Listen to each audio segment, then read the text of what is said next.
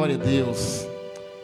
Eu convido os amados a abrirem suas Bíblias no livro de Paulo escrevendo aos irmãos de Corinto, a primeira carta, capítulo 1, versículos de 26 a 31.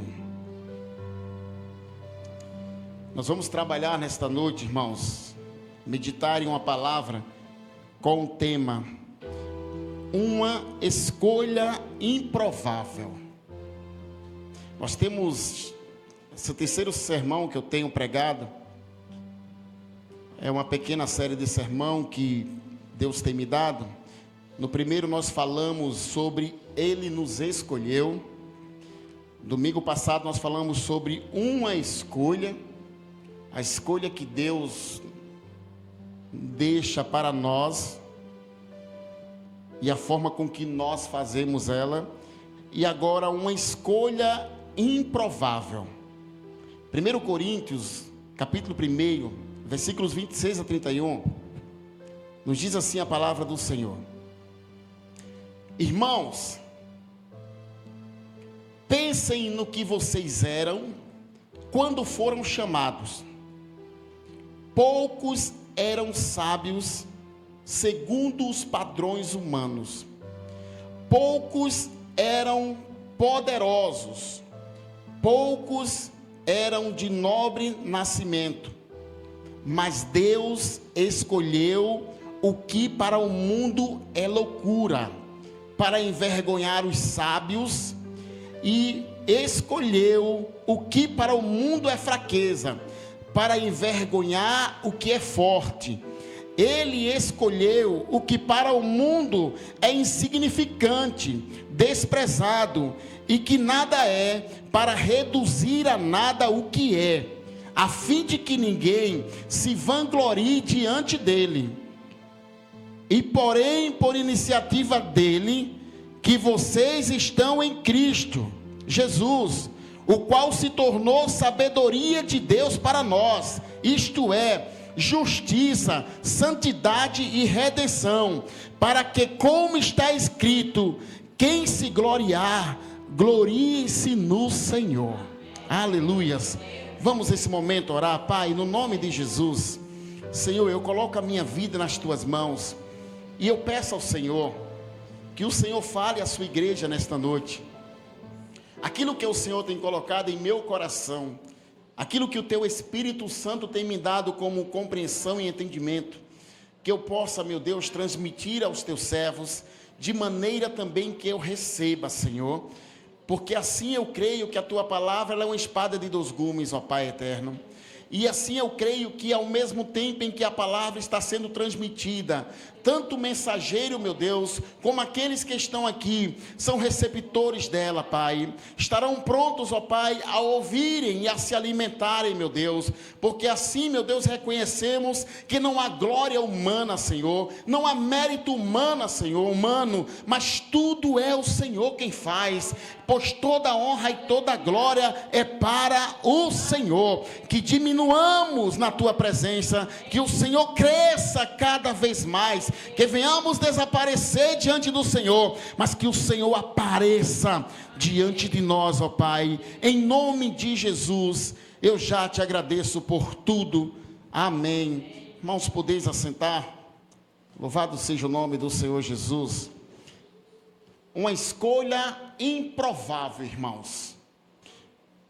O que é improvável? Eu fui verificar, olhar o significado improvável, além de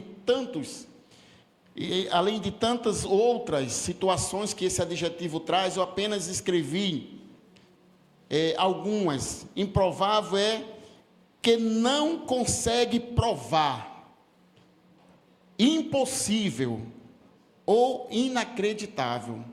Algo improvável é aquilo que não consegue provar, é aquilo que aos olhos humanos é impossível, aquilo que é inacreditável. Então, nós estaremos trabalhando uma escolha improvável, irmãos, porque quando nós temos falado de escolha, nós vimos na primeira mensagem dessa série, escolhas, nós entendemos na primeira mensagem que não há mérito algum em nós, Muitas vezes usamos uma expressão: olha, eu aceitei Jesus, mas na verdade você não aceitou Jesus. Pela misericórdia Ele te aceitou, pela graça Ele me aceitou. Então não há mérito algum, a escolha foi dele. E talvez você esteja aqui, você possa se sentir uma das pessoas improvável. Você às vezes possa olhar para você e dizer, e falar: Deus, eu não tenho, eu não mereço. Mas eu quero dizer a você que o mérito da escolha é de Deus. E se Deus te escolheu, irmãos, Deus tem te capacitado todos os dias da sua vida. Então não existe mais improváveis, porque aqueles que Deus escolheu, embora o texto de 1 Coríntios, o qual lemos, ele é fantástico, porque Paulo está olhando para aqueles homens e mulheres de Deus, e principalmente para aqueles que Jesus escolheu, e diz: olha, não há mérito nenhum em vocês, olha a situação de vocês, olha a qualificação de vocês. Então eu utilizaria nesta noite uma fala simples: eu jamais escolheria os discípulos que Jesus escolheu. Eu jamais escolheria Pedro, irmãos. Eu jamais escolheria Mateus, que era um cobrador de impostos, que era considerado um ladrão para os filhos de Deus, para os judeus, para o povo de Israel. Então eu jamais escolheria ali, irmãos, Iscariotes. Judas Iscariotes era um tesoureiro, e a maioria daqueles homens eram homens desonestos. Eu jamais escolheria Tiago, João, pescadores, homens que não eram iletrados, não tinham conhecimento, apenas a prática dele era do mar. Mas assim, irmãos, para a glória de Deus, para a graça de Deus, para a misericórdia nossa, nós não temos capacidade nenhuma de escolhas, mas Deus, na sua soberania, Ele escolhe, e por mais que a escolha aos nossos olhos sejam improváveis, Deus cuida em fazer com que a sua escolha seja para a glória do seu nome.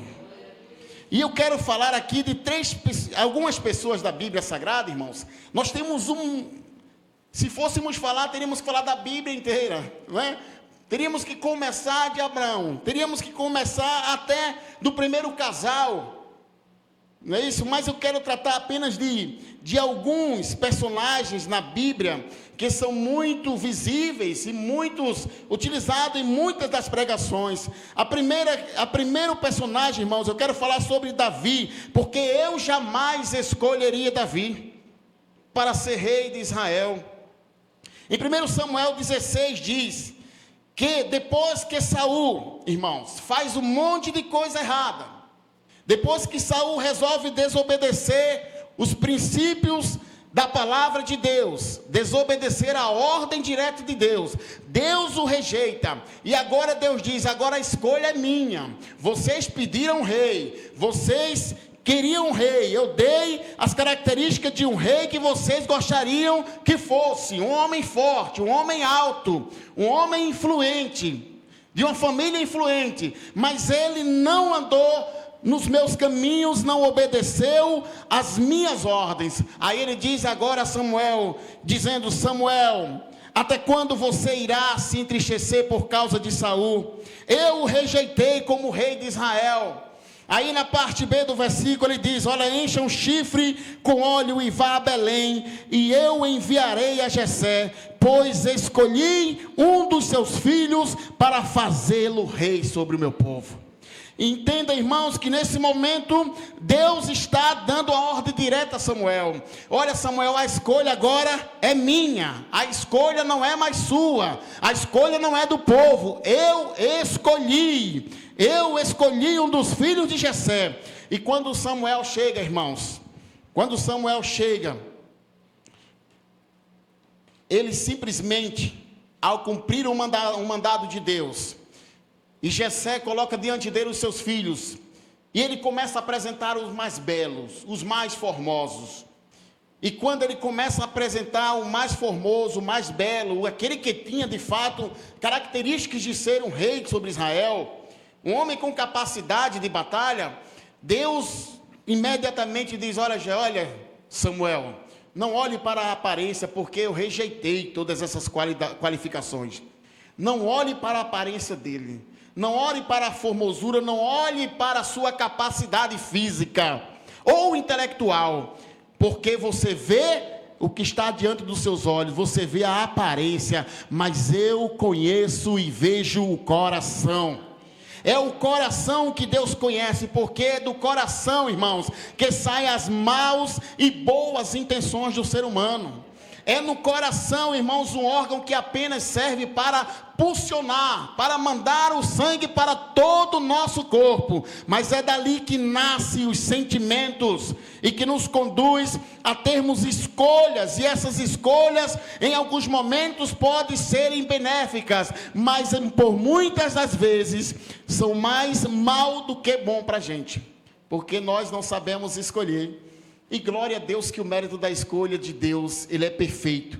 Então, queridos, quando de repente Jessé, ele apresenta todos os filhos, mas havia um dos seus filhos, um improvável, um que veio aparecer no final da história, porque todas as chances tinham se esgotado. E aí Jessé diz, olha, quando o Samuel chega para Jessé e diz, olha, acabaram-se teus filhos? Ele diz, não, tem um menor. Tem um que está lá no campo, está cuidando de ovelha. Davi apenas, ele não aparece em nenhum momento. Davi está no anonimato da sua própria família, porque os seus irmãos, os mais formosos, os mais fortes, estavam servindo ao exército de Israel. E ele, por ser o menor, por não haver nele sobre a visão, a ótica humana, visão alguma de se tornar um soldado, um guerreiro, ele apenas era aquele que ficava com o seu pai, mas a maior parte do tempo no campo, cuidando das ovelhas de seu pai. Então não havia nenhuma lógica de Davi ser alguém na sua vida, mas o que nós podemos entender, irmãos, a palavra nos mostra, é que Deus, na sua soberania,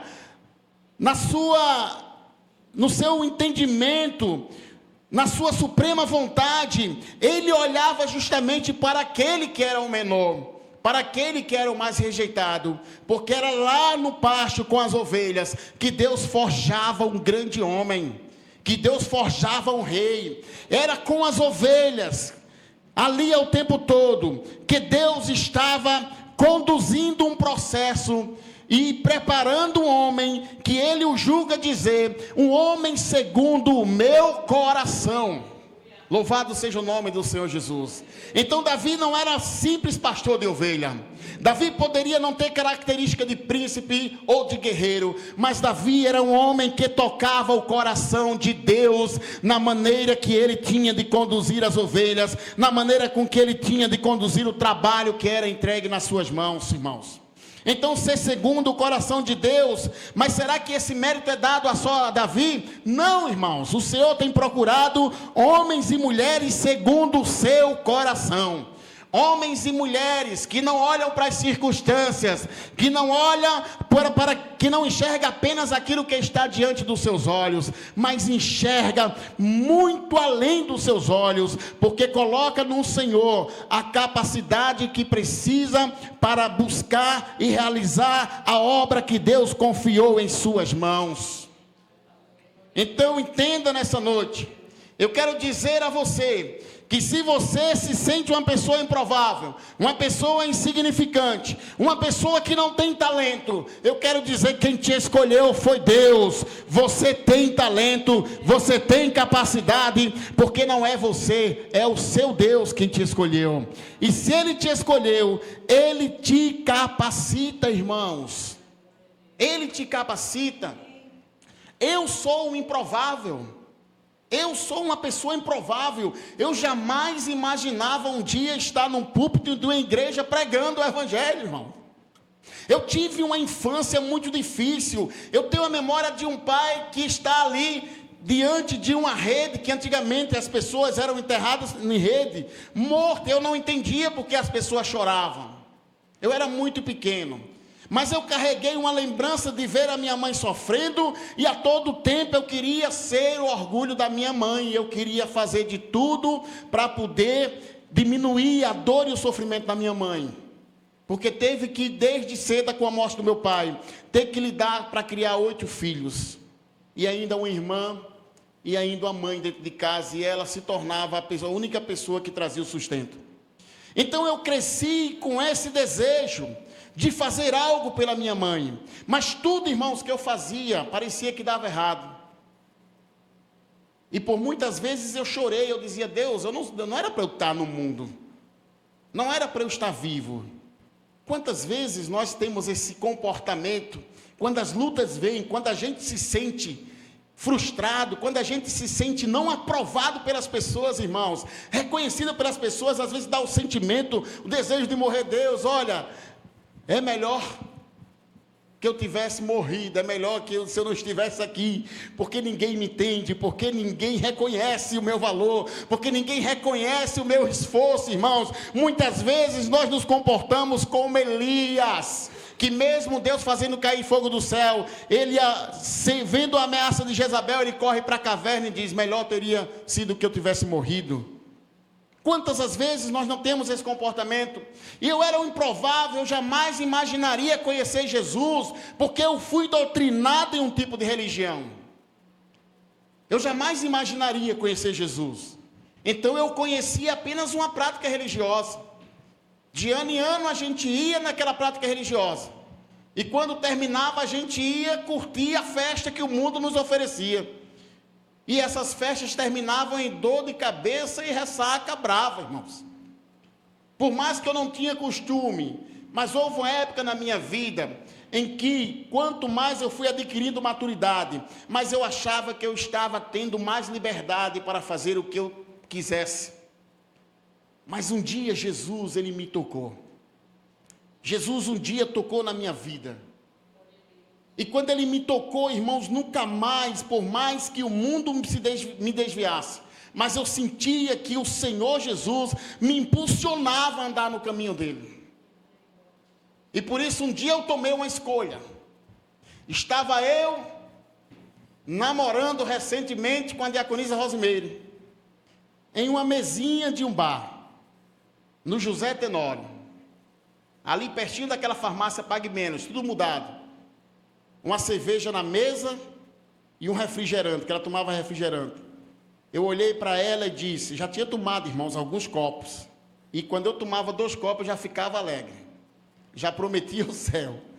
Mas naquele dia, irmãos, eu me recordo e guardei para a minha vida. Porque talvez possa até achar que é algo de alguém que por acaso está falando, jogando palavras ao vento. Mas aquela palavra, irmãos, foi decisiva, quando eu olhei para ela e disse: olha, nós vamos nos casar e vamos ser crente, vamos servir a Deus, vamos servir a Deus.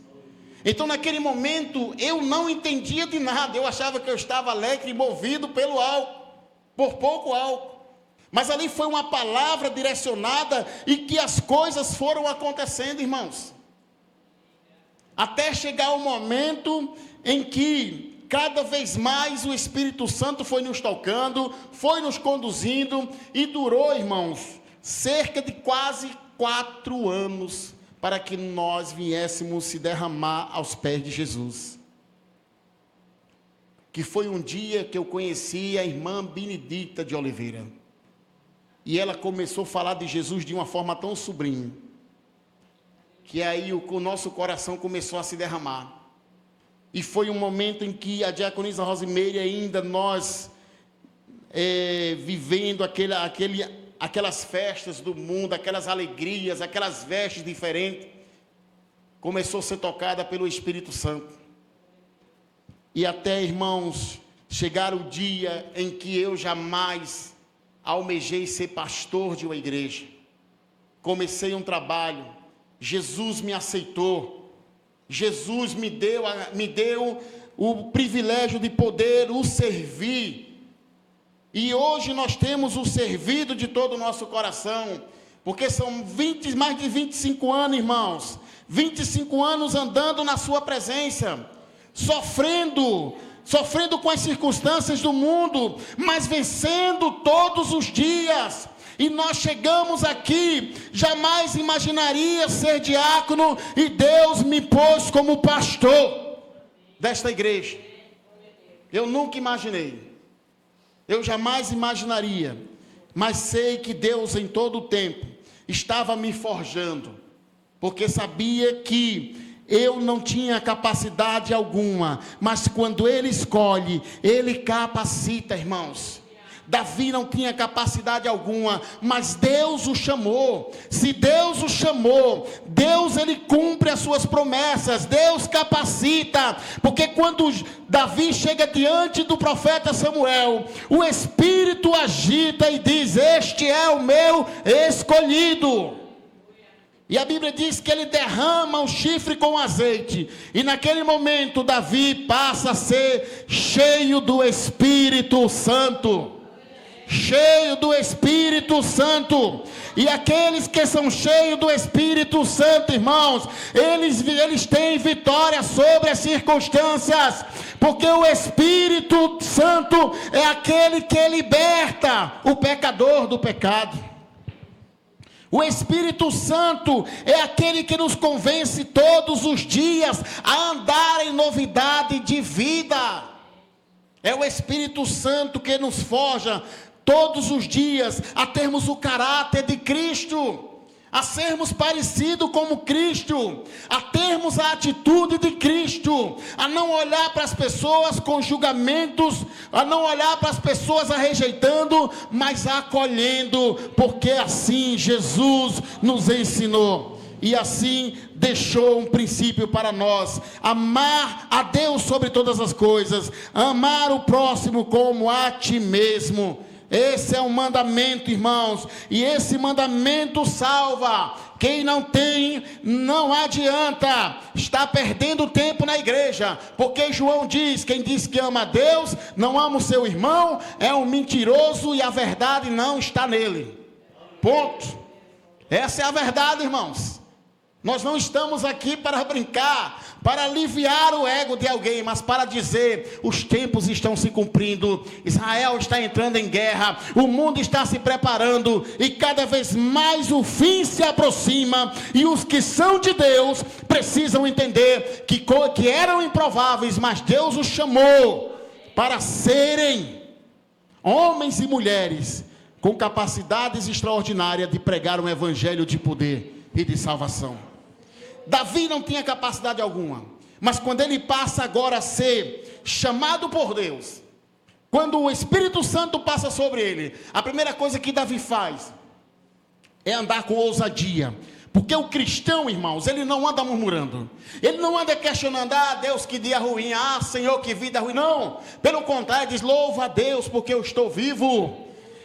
Mas eu não tenho, estou doendo. Está doendo, meu irmão, louve a Deus, porque se está doendo, você está vivo, Deus está te dando capacidade para suportar essa dor. Então tudo é Deus. Então Davi, a primeira coisa que ele vai, é quando ele vai ao encontro dos irmãos, levar suprimento, saber como é que está a guerra, e aí chega lá, há um alvoroço, um gigante desafiando, desonrando o exército de Deus, o exército de Saul. Ele desafiava o exército de Saul. Mas quando Davi que se torna ali escudeiro do rei, Davi que se torna músico do rei, para acalmar o seu espírito, Davi agora vai olhar, irmão, como é que está a batalha. E quando ele ouve a primeira afronta de Golias, Davi se levanta e diz: quem é esse circunciso que afronta o exército do Deus vivo? Não é o exército de Saul, é o exército do Deus vivo.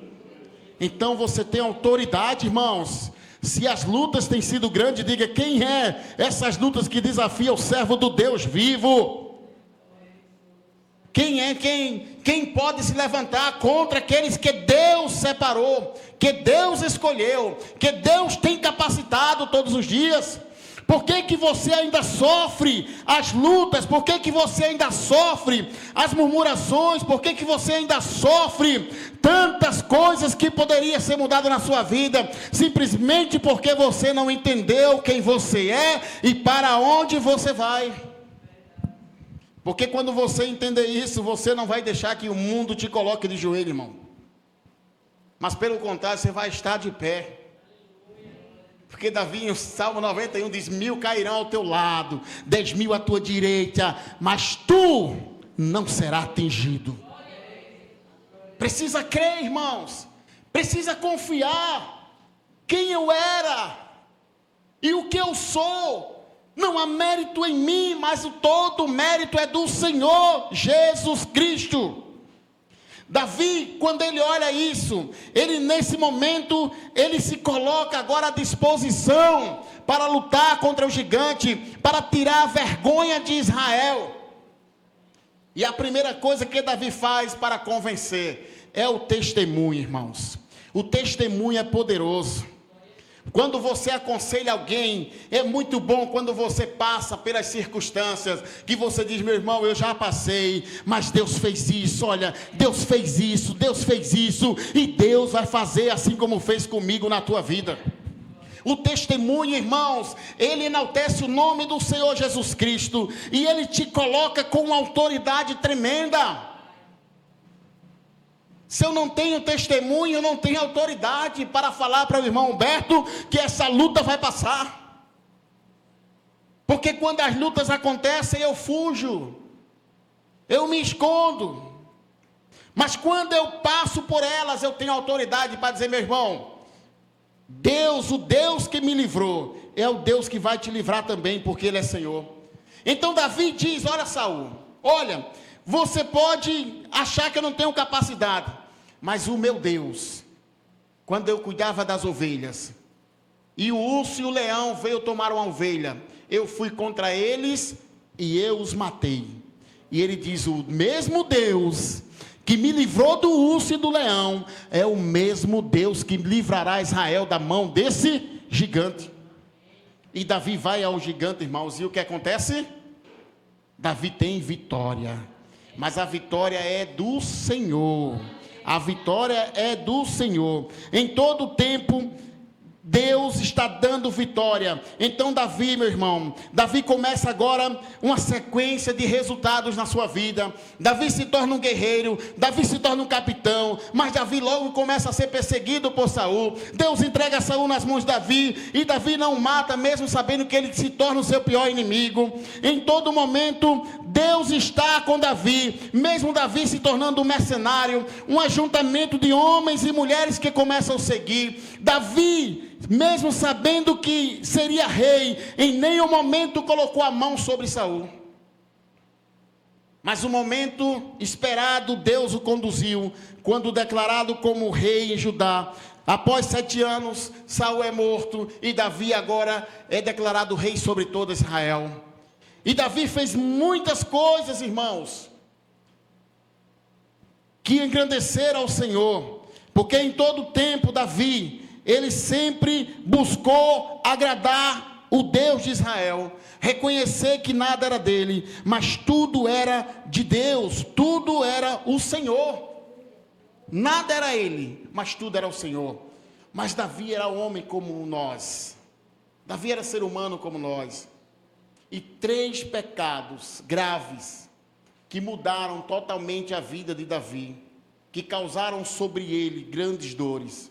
Segundo Samuel 11, quando Davi comete o adultério com Betseba. No mesmo capítulo, Davi mata o soldado Urias, esposo de Betseba. Em 2 Samuel 24, quando Davi levanta o censo sobre Israel, e Deus disse, não faça isso. Foram 3 pecados graves da vida de Davi, irmãos. E esses pecados lhe custaram muitas dores, muitos sofrimentos, mas não tiraram de Davi, irmãos, o reconhecimento de Deus, ainda continuar o chamando homem segundo o meu coração. Entenda que Deus, mesmo nos escolhendo, Ele sabe as nossas fraquezas e fragilidades. Ele sabe que nós temos tendência a pecarmos todos os dias, mas quando você peca e reconhece o seu pecado e pede perdão a Ele, você continua sendo filho e segundo o seu coração. Essas são as qualidades de um homem segundo o coração de Deus. Um homem que mesmo com seus pecados graves, mesmo tendo uma vida muito improvável, mesmo assim Jesus é aclamado de filho de Davi. Jesus, filho de Davi. Deus é Senhor, irmãos. Outro que eu jamais escolheria na Bíblia Sagrada, irmãos. Jamais. Eu escolheria Neemias. Neemias é um homem que jamais, na minha capacidade de escolher alguém para reedificar uma cidade, para levantar um muro que foi destruído de uma cidade, jamais imaginaria ou pensaria em escolher Neemias. Primeiro que Neemias começa a dizer que ele recebe um dos seus irmãos, no capítulo 1. E aí, os seus irmãos chegam no palácio. Chega no palácio e ele começa a querer saber o que era que estava acontecendo, como estava o povo que voltou do cativeiro, o povo que estava ainda em Jerusalém. E ali eles começam a contar a história, dizendo que o povo estava em uma situação terrível, que Jerusalém continuava com os muros derrubados, que o povo estava vivendo em uma desgraça, em uma miséria. Então, o que acontece, irmãos? Neemias poderia simplesmente dizer: não posso fazer nada, não tenho capacidade, não tenho influência, não sou de família nobre, não pertenço a nenhuma nobreza, então não posso fazer nada, só ficar apenas com a notícia da situação de Jerusalém. Mas ao contrário disso, irmãos, Neemias, ele chora, ele sofre com o que ele ouviu. E aí o que acontece? Neemias começa a orar, Neemias começa a lembrar ao Senhor das suas promessas, começa a dizer: Deus, olha, o Senhor é o Deus que chamou nossos pais, é o Deus que tirou do Egito com mão de ferro, é o Deus que cumpriu a promessa em todo o tempo. E ali Neemias começa a fazer a sua oração, irmãos, e ele começa a orar, ele começa a se consagrar diante do Senhor. Ele não aceita, mesmo na condição improvável que ele vivia, porque ele vai dizer aqui no capítulo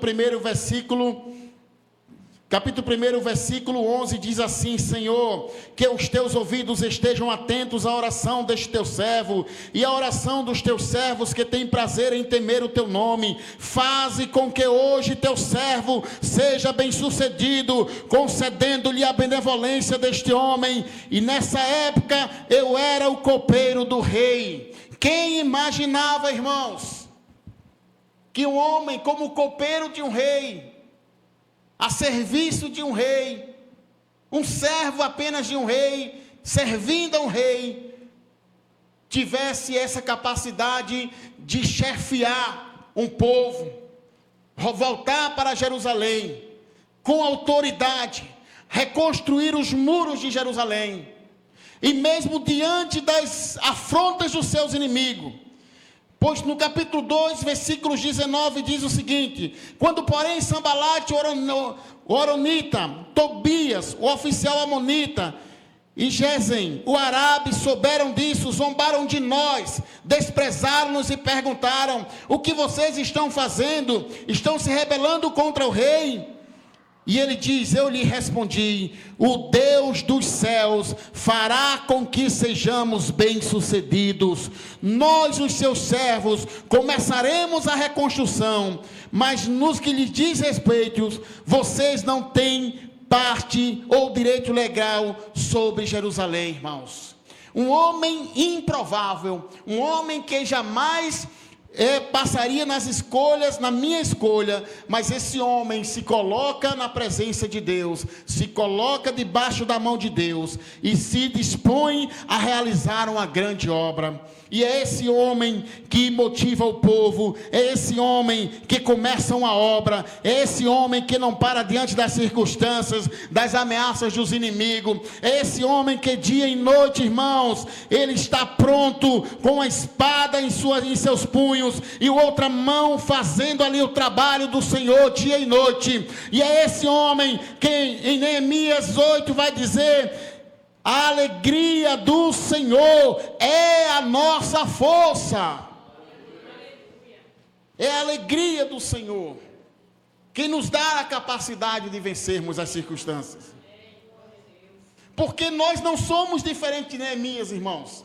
Nós não somos diferentes de Davi. Nós fomos escolhidos também pelo Senhor. Mas o que você tem feito com a sua escolha? Você foi selecionado. Você faz parte do exército do Deus vivo. Mas esse exército agora não precisa mais empunhar uma espada, irmãos. Porque a espada é esta aqui, a palavra de Deus, que precisa ser proferida a todo tempo. Aleluias. Se fosse para escolher, eu jamais escolheria os discípulos do Senhor. Não tem como escolher homens para uma tão grande missão de pregar um evangelho. Homens que, mesmo andando com Jesus, de vez em quando entravam em conflito entre eles mesmos. Entravam em divergência entre eles mesmos. Homens que tiveram um curso de 3 anos e 6 meses aproximadamente. Uma faculdade. Mas mesmo assim não entenderam nada o que o mestre ensinou. Porque no dia em que esse curso intensivo estava chegando ao fim, e que Jesus claramente falava do propósito de Deus, da sua morte, e sobre o que aconteceria quando ele fosse entregue, aqueles homens ficavam apavorados. Homens que não compreendiam a razão acerca do reino de Deus, pois achavam que o reino de Deus se estabeleceria naquele tempo, porque a única coisa que eles desejavam era ser livre dos romanos, e era que o peso de impostos fosse menor sobre eles, a carga de impostos. Era apenas aquilo que eles tinham como foco. Eles não entendiam nada. Homens que, quando o Senhor Jesus diz a Pedro, olha, depois que Pedro revela algo glorioso, e o próprio Jesus ainda diz, Pedro, não é mérito seu, foi o Espírito Santo que falou com você. Quando Pedro diz, ó, tu és o Cristo, o Filho do Deus vivo. Jesus disse, olha, tu és bem-aventurado, Simão Bajonas, mas não foi a carne nem o sangue que te revelou, foi o meu Pai que te revelou. Não há nenhum mérito.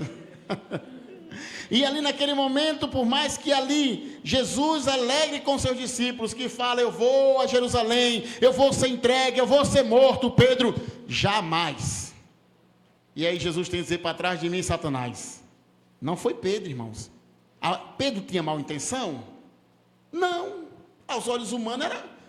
Imagina, dia que Avesti diz, olha irmãos, amanhã eu vou ser entregue, vão me matar, vão fazer aquilo. Não, irmão, ninguém vai deixar não, eu duvido essa igreja deixar. Oxe, a irmã está sendo ameaçada, toda a igreja vai lá junto, vai defender a irmã. Mas havia algo muito maior, havia um plano de Deus a se cumprir. Jesus tinha um propósito a cumprir, mas aqueles homens não entendiam. Eles não conseguiam entender, irmãos. Então, aos meus olhos, eu jamais os escolheria. Mas o Senhor os escolheu. Mas o Senhor os capacitou. E até hoje, os seus nomes estão escritos na Bíblia Sagrada e nós aprendemos sobre ele. Nós aprendemos sobre eles, amém? Outro, para a gente terminar, irmãos, que eu jamais escolheria, Paulo. Jamais eu escolheria Paulo, irmãos. Por quê? Porque Saulo, era um homem que perseguia e matava os discípulos do Senhor Jesus. Saulo vinha com ameaças de morte. A Bíblia diz lá em Atos 9 que ele tinha carta, autorização para matar e prender todos aqueles que pregavam o Evangelho de Cristo. Mas Jesus o escolheu. E Jesus, quando diz a Ananias, olha, vai lá na rua direita, encontrarás um homem chamado Saulo, ele está te esperando, para que você coloque a mão sobre os seus olhos, e ele volte a enxergar.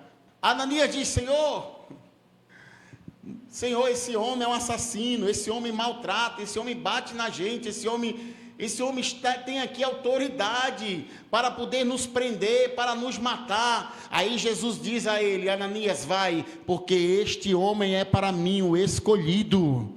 Ele é um escolhido, eu escolhi esse homem, e esse homem pregará o evangelho aos gentios, aos reis, ele andará por toda a terra, para pregar o evangelho, e ele verá o que ele sofrerá, por amor a mim, irmãos. E aí Paulo, irmãos, esse homem, perseguidor, assassino, ele sofre em todo o tempo, em todo momento da sua vida, mas por amor a Cristo, porque ele se declara que em todo momento da sua vida, ele se torna um escravo de Cristo, porque a sua vontade era fazer sempre a vontade do Senhor. E é esse homem que é aqui em Romanos 7, irmãos, no capítulo 7, versículos 24 e 25, ele diz: miserável homem que eu sou, quem me libertará do corpo sujeito a esta morte? Graças a Deus por Jesus Cristo nosso Senhor, de modo que com a mente eu próprio sou escravo da lei de Deus, mas com a carne da lei do pecado. É esse homem, irmãos, que em todo momento está se colocando na presença do Senhor, está levantando igrejas, está sendo ali apedrejado, está sendo perseguido, mas não nega a cruz de Cristo, não deixa de maneira nenhuma o legado qual o Senhor confiou a ele. E o mesmo vai dizer no capítulo 4 de Romanos 7 e 8, como são felizes aqueles que têm suas transgressões perdoadas, cujos pecados são apagados, como é feliz aquele a quem o Senhor não atribui culpa. Paulo poderia estar vivendo uma crise terrível, pelas circunstâncias o qual ele viveu, mas ele agora reconhece que ele é um escravo de Jesus, e que ele sente a alegria do perdão do pecado, irmãos.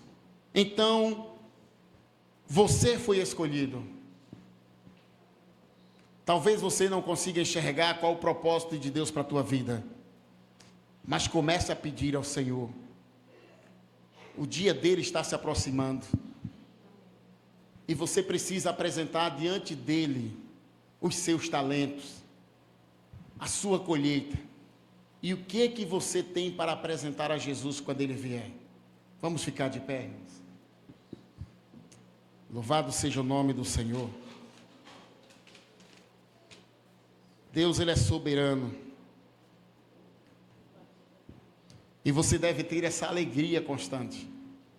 Você tem que estar alegre, irmãos. Nada pode tirar o brilho do seu rosto. Nada, mas nada mesmo. Ah, Senhor, é alguém que eu tenho orado, oro, e nada acontece. Irmão, você só tem que orar. Quem vai fazer é Jesus, no tempo dele.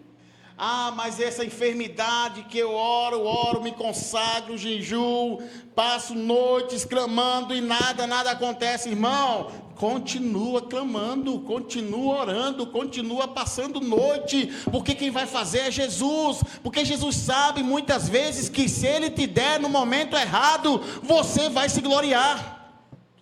E nós aprendemos pela palavra que não há glória nenhuma nossa, a glória é do Senhor Jesus, amém?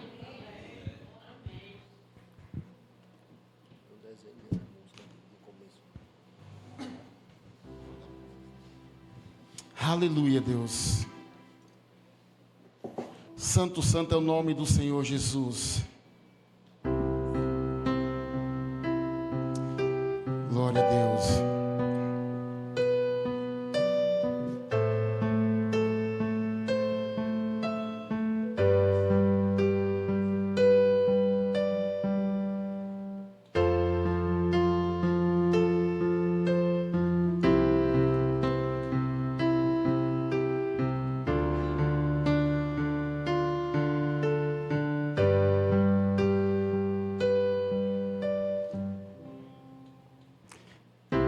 Eu não preciso transformar pedras em pães para provar que no deserto tu estás cuidando de mim. Do lugar alto não vou me lançar só para ressaltar o teu poder. Eu não preciso ver fenômenos para crer em ti. Não troco a nossa comunhão pelo prazer de conquistar palácios, riquezas. Como um deserto isso vai passar. Por isso decidido estou, quando a minha força se esgotar, o teu anjo vai me alimentar. Te adorar é o que sustenta-me de pé. Não vou perder a guerra, te louvar em meio às tentações. É mais que estratégia. Posso não ver o amanhã, mas hoje sei que esse deserto vai chegar ao fim. O Senhor está cuidando de mim. Te adorar é o que sustenta-me de pé.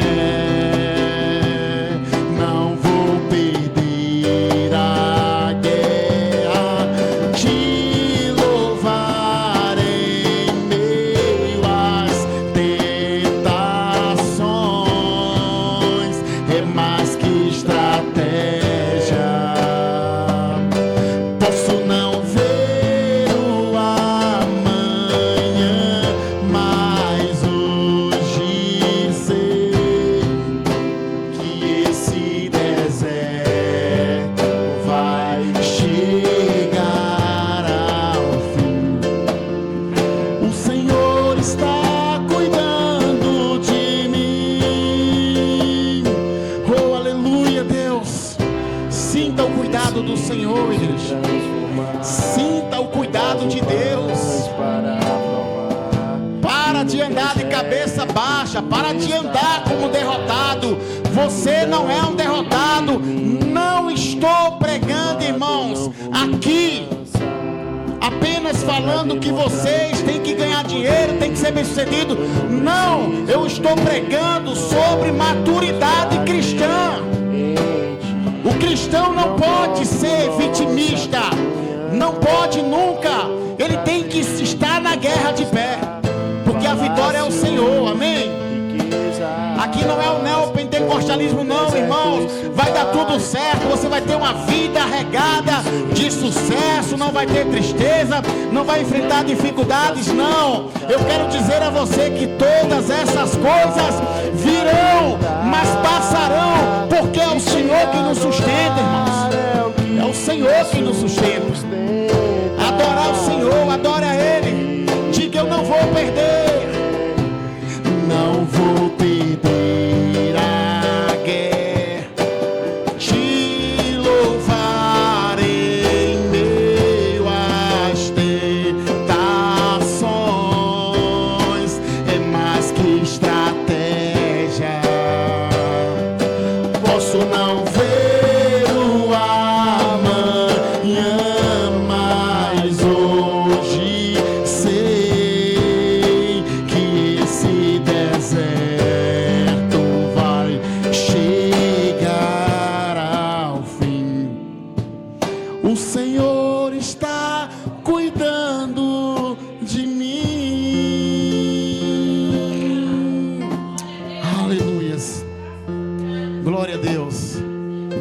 A nossa história, irmãos, aconteceu e surgiu através de um homem provável, João Augusto da Silveira. Um homem que foi taxado como algo que surgiu e se tornaria apenas um mal de 7 dias. E esse mal de 7 dias Deus transformou em mais de 90 anos de história e avanço em todo o mundo. A Igreja Adventista da Promessa está avançando em todo o mundo. Deus está permanecendo cada vez mais, irmãos, cumprindo a promessa. Aleluias. Deus quer fazer grandes coisas através de você. Comece a colocar o seu coração agora nas mãos dele. Comece a orar a ele nesse momento. Pai, no nome de Jesus, no nome de Jesus, Senhor, a tua palavra é inspiração e todos os dias ela nos inspira a permanecermos fiéis, firmes e acreditando no Senhor. Deus amados, quando nós olhamos para Davi, Senhor, nós olhamos para a capacitação do Senhor sobre a vida dele, e nós, ó Pai eternos, usamos eles, ó Pai, usamos para que nós venhamos poder, Senhor, usá-lo como referência de vida, como referência de um homem segundo o teu coração, Pai, segundo, meu Deus, as tuas vontades, Senhor. Pai, o Senhor tem poder, o Senhor pode mudar situações, o Senhor pode arrancar a dor de um coração e de um corpo machucado. O Senhor pode trazer vitória à vida daqueles que tanto esperam e buscam ao Senhor. Mas o Senhor é soberano na sua vontade, e o que nós pedimos é que a sua vontade prevaleça sobre nós, porque a nossa vontade, ela não é perfeita e muitas vezes ela nos causa dores, mas a vontade do Senhor é soberana. A vontade do Senhor, ela faz com que nós venhamos andar em novidade de vida, Pai. A tua vontade, Senhor, é o alimento que queremos ter todos os dias, Pai. Deus, no nome de Jesus, aqui está a tua igreja, aqui está os teus servos, aqui está o teu povo, Senhor, que precisam, Senhor, serem moldados todos os dias, ó Pai. Espírito Santo, Espírito Santo, que capacita-nos na verdade, que capacita-nos na palavra, que capacita-nos, ó Pai, em enfrentar as circunstâncias que vêm sobre nós. Nós colocamos as nossas vidas, Senhor, sobre os teus cuidados, Pai. Nós somos uma igreja vitoriosa, Senhor, porque o Senhor dela é vitorioso. O Senhor dela venceu a morte. O Senhor dela ressuscitou ao terceiro dia. O Senhor dela subiu aos céus. E o Senhor dela disse que voltará para buscá-la. Maranata, ora vem, Senhor Jesus. Aleluias. Aleluia, aleluia, oh glória a ti, Senhor, aleluia, Jesus, glória ao teu nome, Deus, glória ao teu nome, Senhor Deus, glória ao Senhor Jesus, oh Deus Todo-Poderoso. Queridos, nós vamos, antes de encerrarmos, nós vamos orar pela Natália. Natália pede oração, amém. Convido a irmã Natália a vir aqui à frente.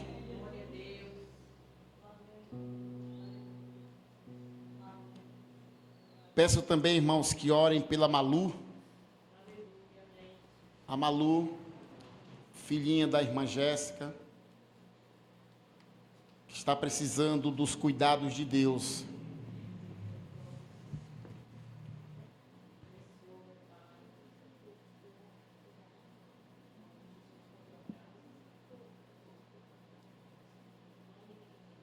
Amém.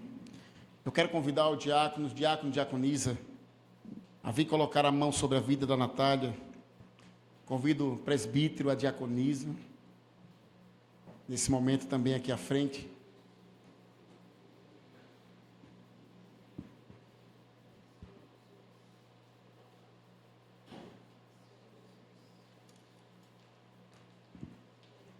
Glória a Deus.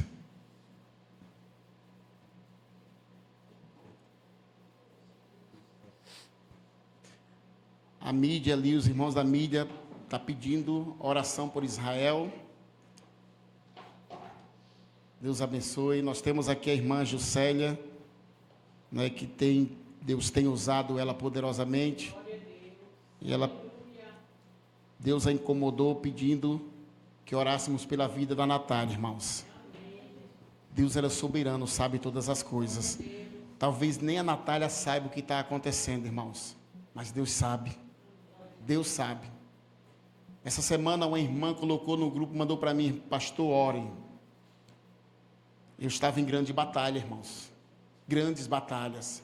Nós temos batalhas todos os dias e precisamos estar em oração. Então eu peço aos irmãos que coloquem suas mãos. Pai, no nome do teu filho amado Jesus. Senhor, coloco a vida da Natália nas tuas mãos, Senhor. Pai, nós não temos conhecimento de coisa alguma, mas temos sim, Senhor, a certeza de que o Senhor tem cuidado dela. E se o Senhor tem revelado pessoas para levantar e orarem pela vida dela, Senhor, é porque somente o Senhor sabe o que ela precisa, Senhor. Porque cadeias estão sendo quebradas, Senhor. Portas também podem estar sendo abertas nesse momento, Senhor, da vida da Natália. Deus, que o Senhor cure o seu pé, restaure o seu pé, meu Deus, para a glória de Deus, meu Pai, para a glória do Senhor Jesus.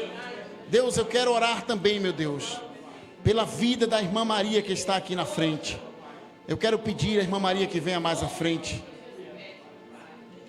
Glória a Deus, Pai, no nome do teu filho amado Jesus. Eu coloco a vida da tua filha nas tuas mãos, Senhor. Eu coloco, meu Deus, a vida do Pedro nas tuas mãos, ó Pai.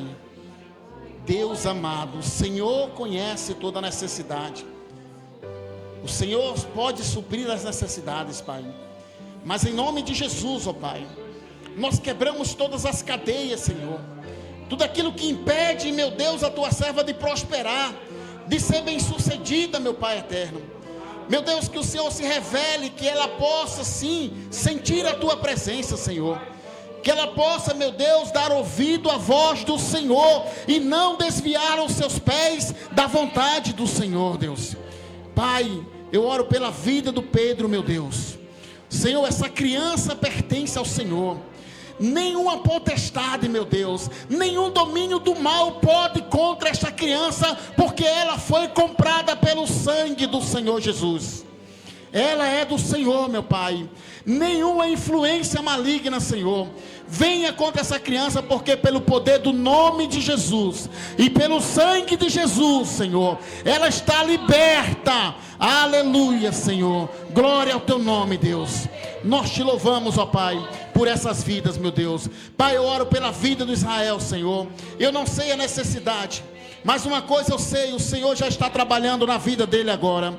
Pai, nós te pedimos, ó Senhor, que o Senhor se revele a ele e aquilo que ele precisa, Senhor, seja, meu Deus eterno, derramado sobre a sua vida, meu Pai.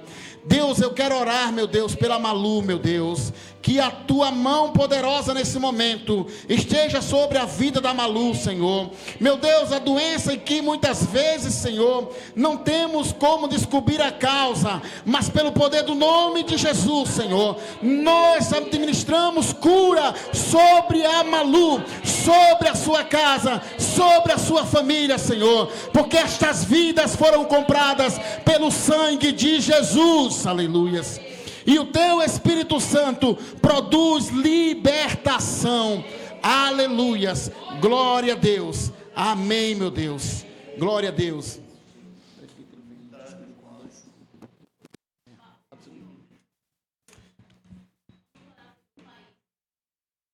Amém. Glória a Deus.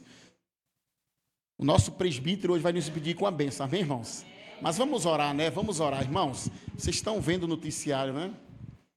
Então, não tem sido fácil. O mundo inteiro vai sofrer com essa guerra. O mundo inteiro, tá? E Israel não conhece Jesus. Então, lá é olho por olho e dente por dente. O primeiro-ministro já disse que o Hamas vai ser eliminado da face da terra, porque eles começaram a guerra. Israel, com o seu Deus, vai sair vitorioso. E todas as potências do mundo já se declararam a favor de Israel. Então, que Deus tenha misericórdia. Precisamos orar como servo de Deus. Pai, no nome do teu Filho amado Jesus, nós queremos, Senhor, pedir a tua misericórdia sobre as nações, sobre a nação de Israel, Senhor. Deus amado, Deus, em um dia tão especial para o seu povo, em um Shabat, Pai, eles foram surpreendidos, ó Pai, por forças contrárias ao seu povo, Senhor, e mataram muitos israelitas, ó Pai. Deus, nós sabemos que a vingança não é do homem, a vingança é do Senhor. Nós sabemos que o Senhor é o dono da guerra, nós sabemos que o Senhor tem o controle sobre todas as coisas, mas também sabemos que a vontade do Senhor é soberana. Que o Senhor nos proteja, que o Senhor proteja todos aqueles, ó Pai eterno, que fazem do Senhor o seu escudo, Pai. Que o Senhor proteja as nações, que o Senhor proteja, meu Deus amados, aqueles, ó Pai, que já têm sido oprimidos nos seus países, ó Pai eterno, homens, mulheres e crianças, Senhor, que não tem nada a ver, meu Deus, com esse tipo de violência, Senhor, mas que precisam do auxílio do Senhor. Deus, que haja paz sobre Israel, e essa paz venha não apenas, ó Pai, através de bombardeios ou de eliminação dos seus inimigos, porque o Senhor não se compraz com a morte do ímpio. O Senhor é misericordioso, Pai. Que o Senhor Jesus, ó Pai, seja reconhecido sobre Israel, e que a tua mão poderosa proteja a vida daqueles que te temem, para a glória do Senhor. Amém.